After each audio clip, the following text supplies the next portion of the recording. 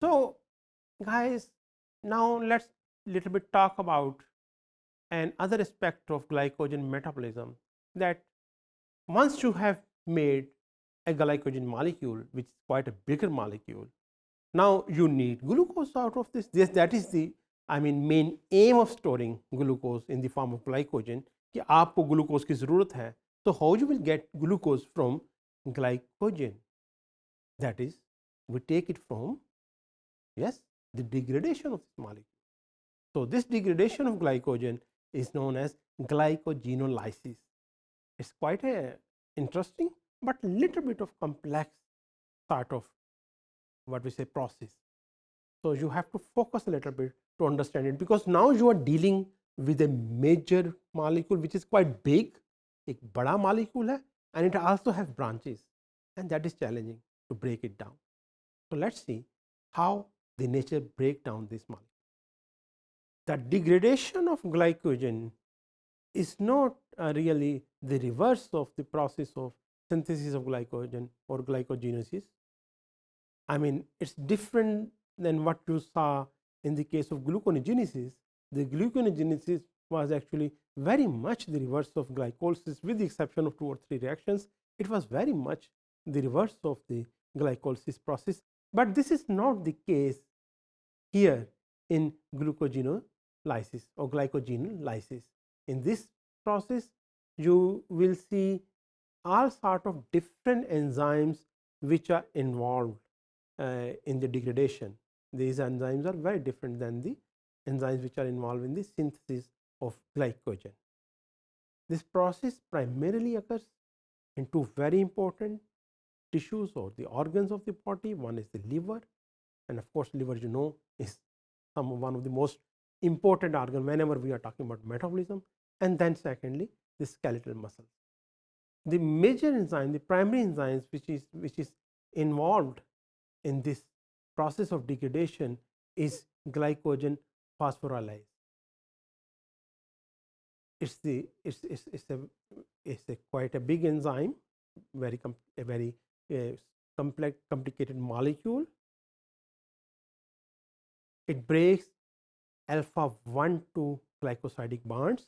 If I can show you here, so this is alpha 1 4. These are the bonds. So it's break the bond, and as a result of this breakage of the bond, you will get one glucose 1p molecule, and it breaks and breaks and goes on breaking the bond alpha 1 4 linkage, which means that it is not capable of breaking the bond when the branching comes.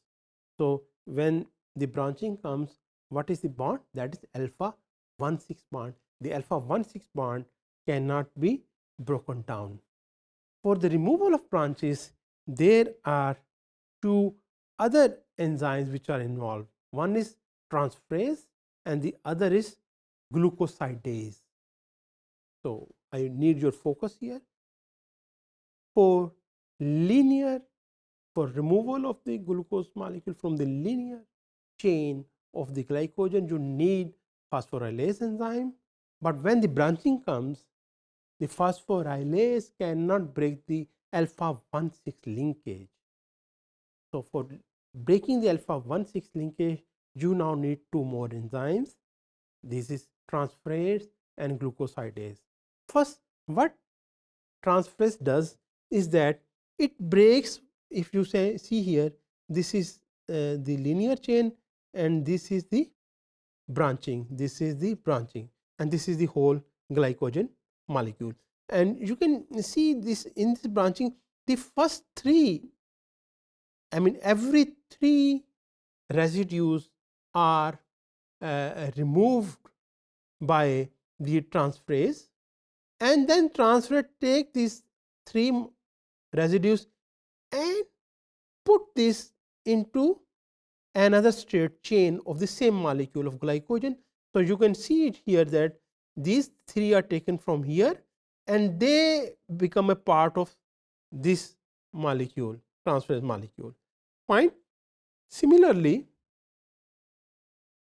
you once you have taken these three residues from this one, these three residues from this one, and you put them on the straight chains, you are left with only one residue each, and that one residue is then removed by the action of glucosidase, because it has the ability to act upon or to break the alpha 1,6 bond.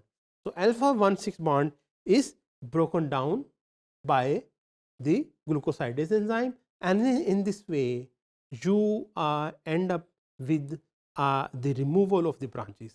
Once the branches are removed, you have a linear chain which can then be acted upon by the phosphorylase, and in this way the whole molecule of the glycogen gets degraded, giving rise to giving you the glucose which you need for your body.